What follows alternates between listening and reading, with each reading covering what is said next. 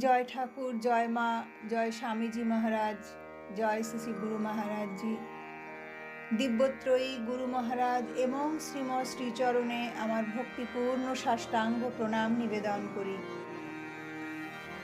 আজ আমি শ্রী শ্রী রামকৃষ্ণ কথামৃত থেকে দক্ষিণেশ্বরে ঠাকুর শ্রী রামকৃষ্ণ এই অংশে দশম পরিচ্ছেদ পাঠ করছি।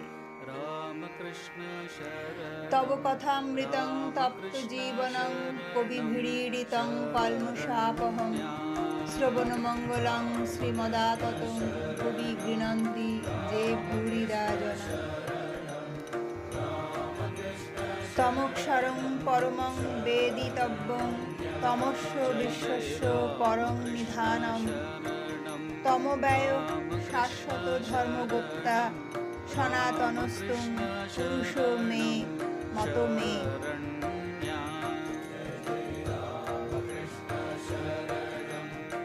অন্তরঙ্গ সঙ্গে আমি কে। 5টা বাজিয়াছে। ভক্ত কয়টি যে যার বাড়িতে চলিয়া গেলেন।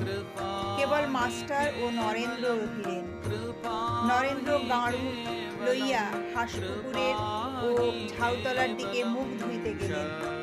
মাস্টার ঠাকুর বাড়ির এদিক ওদিক পায়চারি করিতেছেন।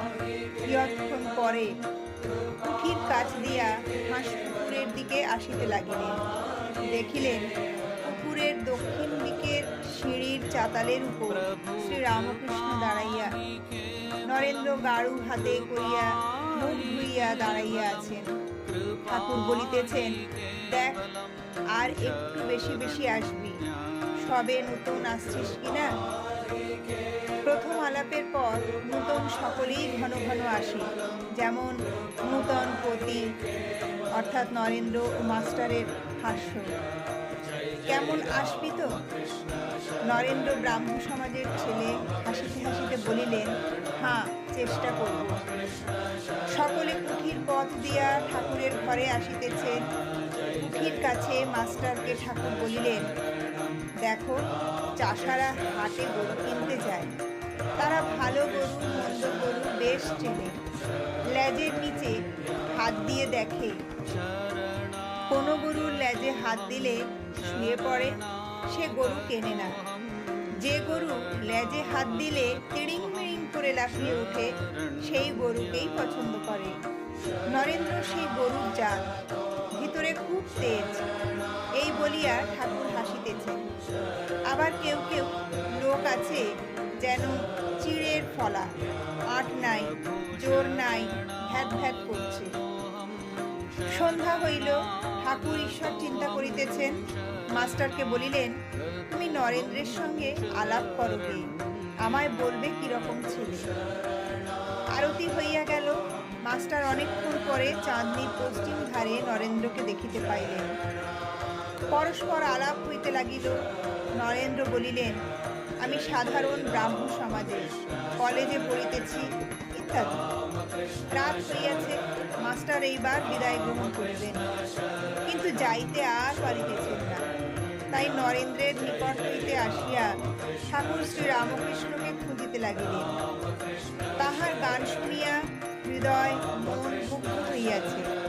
বড় সাধ যে আবার তাঁর শ্রীমুখে গান শুনিতে পান। খুঁজিতে খুঁজিতে দেখিলেন মা কালীর মন্দিরের সম্মুখে নাট মন্দিরের মধ্যে একাকী ঠাকুর পাদচরণ করছে। মার মন্দিরে মার দুই পার্শ্বে আলো জ্বলিতেছে। বৃহৎ নাট মন্দিরে একটি আলো জ্বলিতেছে।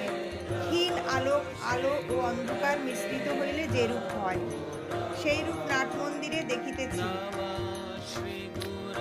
মাস্টার ঠাকুরের গান শুনিয়া আত্মহারা হইয়াছে, যেন মন্ত্রমুগ্ধ সর্প। এক্ষণে সংকুচিতভাবে ঠাকুরকে জিজ্ঞাসা করিলেন, আজ আর কি গান হবে?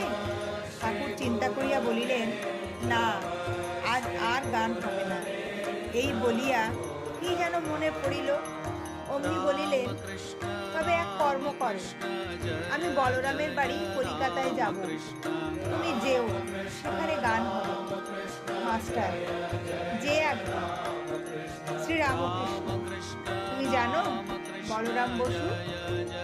মাস্টার: আজ্ঞে না শ্রী রামকৃষ্ণ, বলরাম বসু বোসপাড়ায় বাড়ি। মাস্টার: যে আজ্ঞে, আমি জিজ্ঞাসা করব। শ্রী রামকৃষ্ণ মাস্টারের সঙ্গে নাট মন্দিরে বেড়াইতে বেড়াইতে বলিতেছি, আচ্ছা, তোমায় একটা কথা জিজ্ঞাসা করি, আমাকে তোমার কি বোধ হয়? মাস্টার চুপ করিয়া আছে। ঠাকুর আবার বলিতেছে, তোমার কি বোধ হয়? আমার কয় আনা জ্ঞান হয়েছে? মাস্টার: আনা একথা বুঝতে পারছি না, তবে এইরূপ জ্ঞান বা প্রেম ভক্তি বা বিশ্বাস বা বৈরাগ্য বা উদার ভাব কখনো কোথাও দেখি নাই। ঠাকুর শ্রী রামকৃষ্ণ হাসিতে লাগিলেন। এইরূপ কথাবার্তার পর মাস্টার প্রণাম করিয়া বিদায় গ্রহণ করিলেন। সদর ফটক পর্যন্ত আসিয়া আবার কি মনে পড়িল, অমনি ফিরিলেন। আবার নাট মন্দিরে ঠাকুর শ্রী রামকৃষ্ণের কাছে আসিয়া উপস্থিত। ঠাকুর সেই ক্ষীণ আলোক মধ্যে একাকী পাদচরণ করিতেছেন, একাকী নিঃসঙ্গ। পশুরাজ যেন অরণ্য মধ্যে আপন মনে একাকী বিচরণ করিতেছেন। আত্মারাম সিংহ একলা থাকতে, একলা বেড়াতে ভালোবাসে। অনপেক্ষ। অবাক হইয়া মাস্টার আবার সেই মহাপুরুষ দর্শন করিতেছেন। শ্রী রামকৃষ্ণ মাস্টারের প্রতি, আবার যে ফিরে এলে? মাস্টার: আগে বোধ হয় বড় মানুষের বাড়ি, যেতে দিবে কিনা তাই যাব না ভাবছি। এইখানে এসেই আপনার সঙ্গে দেখা করব। শ্রী রামকৃষ্ণ: না গো, তা কেন? তুমি আমার নাম করবে, বলবে তার কাছে যাব, তাহলেই কেউ আমার কাছে নিয়ে আসবে। মাস্টার: যে আজ্ঞে, বলিয়া আবার প্রণাম করিয়া বিদায় লইলেন।